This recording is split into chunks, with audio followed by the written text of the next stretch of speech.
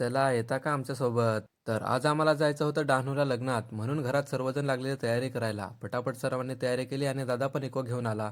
मग बसलो सर्वजण इकोमध्ये आणि निघालो लग्नात जायला. लग्नात आल्यावर अगोदर तर आमची वहिनीने आरती केली आणि मग गेलो नवऱ्या दादाची भेट करायला. नवऱ्या दादाची भेट केली, फोटो काढले आणि मग आलो थंडा प्यायला. थंडा पिऊन झाल्यावर आलो लगेच जेवायला. ही बघा आमची तन्वी बाय मस्त खाली बसून जेवायला लागले आणि हे दोघे रिकामी ताटं घेऊन जेवण परत घेऊ का नको असा विचार करायला लागलेले. आमचं सर्वांचं जेवण झाल्यानंतर नाचायला लागलेले ते बघायला आलो. बँजो पार्टी पण कोणती होती काय माहित, भारी वाजत होते, त्यामुळे पब्लिक पण नाचायला जास्त होती.